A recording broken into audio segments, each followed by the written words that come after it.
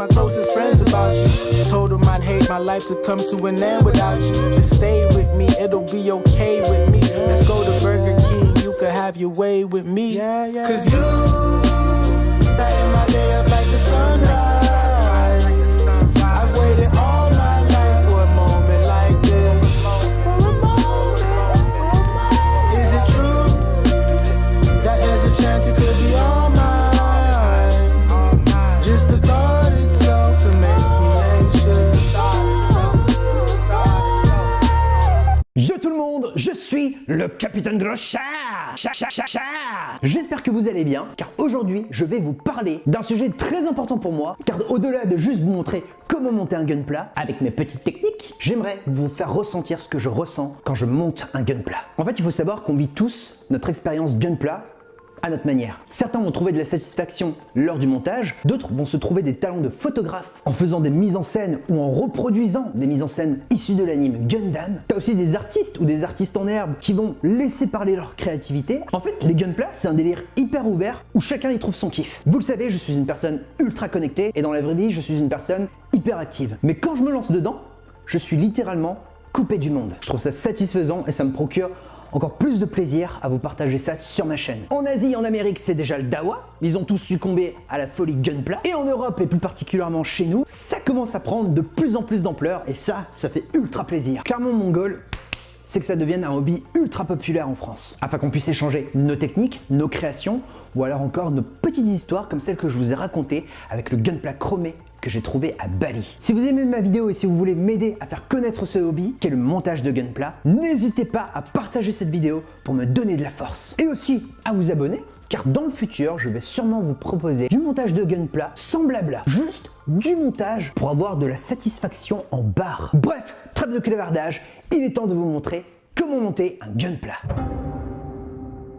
Monter un gunpla est une activité intéressante. Le principe de base, c'est de monter une maquette sans colle ni peinture. En fait, c'est un hybride entre monter une vraie maquette et la facilité de montage des Lego, mais tout en gardant la possibilité de faire du montage beaucoup plus sophistiqué si on le souhaite. Si tu as envie d'avoir un rendu de gunpla simple, il n'y a pas de problème. Si demain tu as envie de faire un gunpla hyper réaliste, il y a zéro problème. Et si tu as envie de partir en roue libre pour laisser parler ta créativité, fais-toi plaisir. Il existe aujourd'hui des kits de débutants pour se lancer dans les gunpla. Cependant, après avoir testé, je trouve qu'on est quand même très loin de l'expérience du gunpla. Du coup, j'ai envie de dire, c'est plus intéressant de partir directement sur un vrai kit. Il faut savoir qu'aujourd'hui, les kits sont divisés en plusieurs grades. Les plus connus sont les Super Deformed, les High Grade, les Master Grade, les Real Grade et les Perfect Grade. Il y a encore des grades alternatifs, mais ne vous inquiétez pas, je ferai une vidéo sur ça plus tard. Pour commencer, certains vous diront de partir au coup de cœur.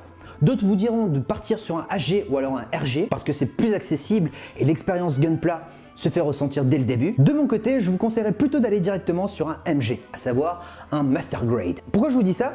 En fait, je trouve que c'est le meilleur rapport entre taille, détail et prix. Le High Grade et le Real Grade font entre 10 et 12 cm, alors que le Master Grade fait entre 20 à 22 cm. Quant au Perfect Grade, oubliez-le pour débuter. C'est trop long et ce serait dommage de mettre autant d'argent dans un premier gunpla. Le Super Deformed, à savoir le SD, peut être une bonne alternative si vous êtes assez jeune. Cependant, je vous conseille fortement d'être accompagné d'un parent car il y a quand même l'utilisation d'une pince coupante pour le montage d'un gunpla. Et si vous n'avez aucune idée du premier gunpla à choisir, je vous ai mis dans la description une petite sélection personnelle dans lequel je vous conseille des gunpla. Et si vous utilisez le code CHACHACHA, vous aurez moins 5% chez Rise of Gunpla et cela sans minimum d'achat. Chachacha. Au niveau des outils, si vous avez déjà un kit de maquettiste que vous avez acheté sur Amazon ou ailleurs, c'est amplement suffisant. Sinon, Rise of Gunpla propose aussi leur propre kit de débutant avec les outils nécessaires, à savoir une pince coupante de précision, un set de limes pour poncer, un set de pinces pour les stickers et pièces minuscules, un cutter,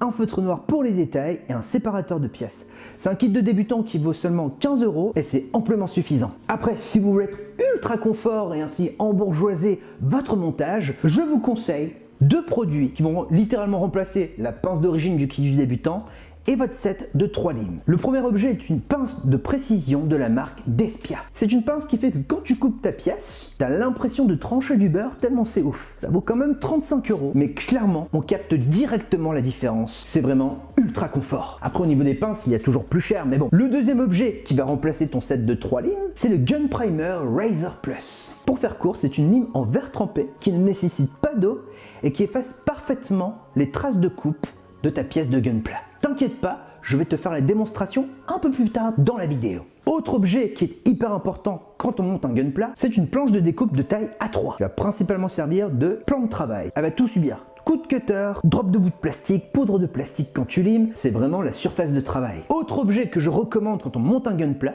c'est du scotch de masquage. Et là je vois les puristes en mode « Mais Jimmy, ça sert strictement à rien, ce sont des débutants !» Attendez, si je vous dis que le scotch de masquage a clairement amélioré mon confort de montage. Oui, je vais vous montrer ça dans la vidéo. Et le dernier objet qui n'est pas forcément nécessaire, c'est le panel line pour accentuer les détails de ton Gunpla. Dans le kit de débutant, on a déjà un feutre qui permet justement d'accentuer les détails, mais si on veut un rendu beaucoup plus fluide, beaucoup plus satisfaisant et même j'ai envie de dire plus naturel à utiliser, le panel line est ton meilleur ami. Maintenant qu'on a les outils, il est temps d'organiser le bureau pour se lancer dans le montage de Gunpla. Pour travailler dans le confort, je recommande fortement d'avoir une grande table. Alors, pas besoin de monopoliser la table de la salle à manger, clairement ça sert à rien, mais si tu as un bureau, fais de la place au maximum, car tu verras, un Gunpla en plein montage, ça prend énormément de place. Ensuite, quand tu ouvres ta boîte, tu vas découvrir plein de petits sachets plastiques dans lesquels il y a des grappes. Ça, tu les ouvres un après l'autre et tu te fais plaisir.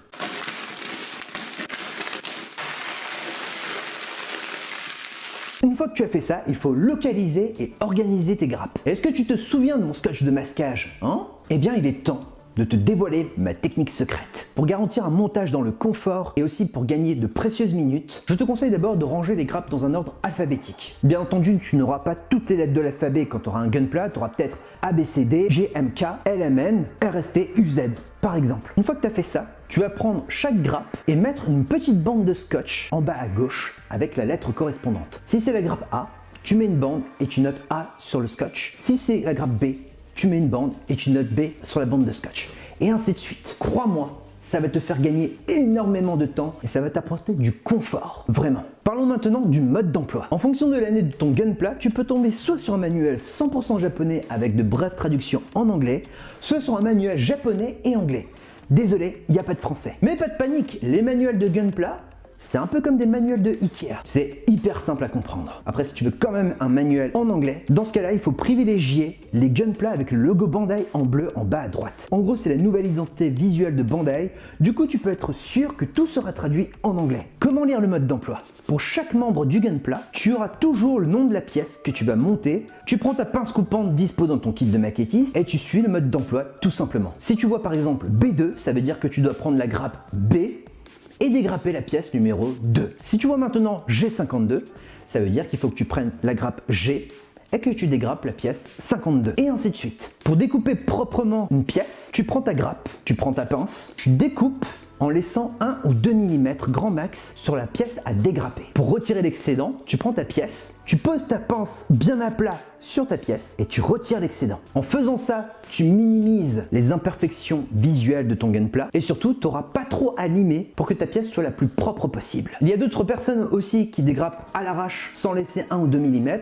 Le problème, c'est que là, tu augmentes l'imperfection de ton Gunpla. Et un Gunpla monté avec plein de marquages, visuellement, c'est pas très satisfaisant. Pour retirer justement les imperfections, tu vas donc utiliser le set de 3 limes. Et avec ce set de limes, il faudra toujours commencer dans cet ordre. Prendre la lime avec du gros grain et faire quelques mouvements de bas en haut pour virer l'imperfection. Pas besoin d'y aller comme une brute, faut vraiment y aller de manière très douce. Et ensuite, on passe à la seconde lime qui a un grain moyen. Tu fais exactement les mêmes mouvements de bas en haut, juste ce qu'il faut, pas besoin d'y aller comme une brute. Et une fois que tu as fait ça, tu prends la dernière lime avec le grain hyper doux, tu mets un peu d'eau dessus par contre, et là tu refais le même mouvement. Et là, comme par magie, l'imperfection aura disparu. En fait, avoir une pièce sans imperfection, c'est ultra satisfaisant. Attention aussi à ne pas devenir un maniaque du ponçage, parce que si tu fais ça, le problème c'est que tu risques de détruire une pièce et de foutre en l'air à un moment une mécanique de ton Gunpla. Autre information aussi hyper importante, si tu prends un Gunpla avec un revêtement spécial genre Titanium Finish, eh bien il faudra proscrire le ponçage, parce que sinon tu risques de défoncer le revêtement. Du coup, laisser 1 ou 2 mm lors de la découpe de la pièce, c'est hyper important, parce que du coup, en retirant l'excédent, tu minimiseras les défauts esthétiques. Maintenant que vous connaissez la technique de base, je vais vous montrer la même chose mais avec la pince d'Espia et la lime Riser Plus. Pour la pince d'Espia, c'est exactement pareil. Vous découpez en laissant 1 ou 2 mm, puis vous retirez l'excédent, et là, vous verrez qu'il n'y a quasiment pas de défaut esthétique. Et c'est là où on fait rentrer en jeu la lime Riser Plus, parce que là, il n'y a pas une utilisation de 1 ou 2 ou 3 limes. Là, il y a juste cette lime-là. On fait que quelques passages, et là, la pièce, elle est nickel chrome, elle brille de mille feux. Certes, ces deux objets coûtent un petit peu cher, mais clairement, ça vous fait gagner énormément de temps avec un résultat incroyable. Ensuite, pendant le montage, tu verras de temps en temps aussi ce symbole, qui veut dire poser un stickers, tout simplement. En général, c'est noté de ce symbole plus un petit caractère japonais. Tu te réfères sur ta planche de stickers et tu retires le stickers avec le caractère japonais demandé. Pendant le montage, tu peux aussi être amené à utiliser un tournevis. Dans ce cas-là, tu prends ton tournevis et le tour est joué. Au fur et à mesure, tu verras différents membres de ton gunpla sur ta planche de découpe. Une fois que tu as les deux jambes, le bassin, le buste, la tête et les deux bras, t'as juste à assembler et à kiffer.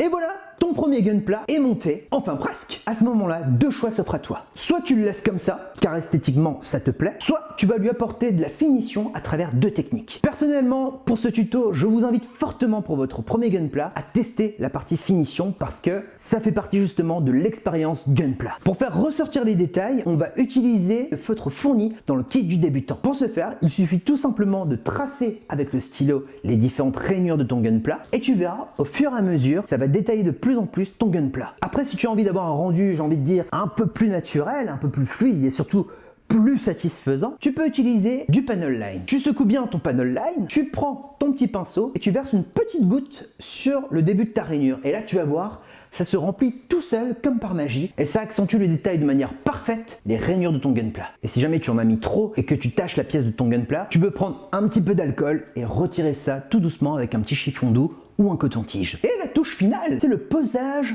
de décalcomanie. Alors c'est comme le panel line, c'est pas obligatoire, mais comme je l'ai dit, si vous voulez vraiment connaître toute l'expérience gunpla, c'est important de tester. Il faut savoir qu'il existe 3 types de décalcomanie dans les gunpla. Le premier décalcomanie, qu'on appelle aussi décal, c'est tout simplement un stickers. On prend la pince, on retire le décal avec la pince et on le pose directement sur la pièce. Pour savoir où coller les décals, soit tu te réfères directement au manuel fourni avec ton gunpla, soit tu utilises directement comme repère les visuels posés sur l'emballage d'origine de ton gunpla. Après, si tu as envie de mettre un stickers par exemple sur l'oreille gauche de ton gunpla, pas de problème. Si ça te fait kiffer et que tu trouves ça esthétiquement parlant intéressant, fais-toi plaisir. Le deuxième décal, c'est le dry décal. C'est un décal un petit peu chaud à poser. Tu découpes ton dry décal avec ton cutter, tu prends ensuite une bande de scotch transparente, tu poses la face avant de ton dry décal dessus et ensuite tu prends le tout pour le poser délicatement sur la pièce à décorer. Une fois que tu as fait ça, tu prends une pièce de monnaie ou quelque chose pour gratter et tu frottes. Tu frottes, tu frottes, tu frottes. Et là, tu devrais voir un moment le motif changer de teinte. Si le motif a changé de teinte à 100%, ça veut dire qu'il est fusionné avec ta pièce en plastique. Là, tu soulèves tout doucement ton scotch, comme ça tu peux voir si ça a été bien fixé ou non. Si ce n'est pas le cas, tu reposes ton scotch et tu regrattes. Attention, je tiens à préciser, souvent si c'est mal gratté, parfois on fout en l'air le dry décal. Donc c'est vraiment important de prendre son temps et de gratter lentement. Le troisième et dernier décal, malheureusement je n'en ai pas, c'est le water décal. Et là vous allez me dire, mais à quoi ça sert d'avoir 3 types de décal? Eh bien je vais vous dire. En fait, le décal classique c'est juste un simple stickers. Du coup, si tu le mets un peu vers le soleil, tu vois la zone de démarcation de ton stickers. C'est pas bien grave parce qu'en vrai, les petits stickers, il faut vraiment se rapprocher pour voir justement la démarcation. Concernant les dry décal, là c'est plus intéressant parce que tu n'y vois que du feu. En fait, le motif fusionne directement avec le plastique, du coup c'est juste parfait. Alors pour résumer, il y a 7 étapes. Le premier, c'est préparer les outils, ensuite organiser ses grappes, couper et clipser les pièces entre elles, assembler le gunpla, appliquer le panel line et appliquer le décal. Et le truc qu'il ne faut surtout pas,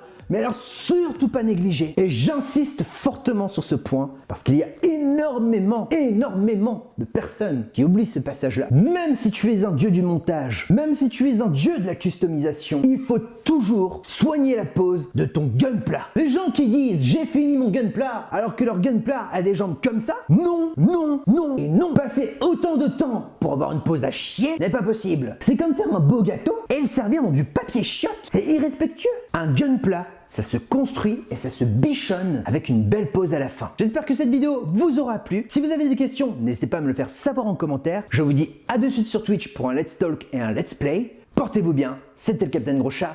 Bisous!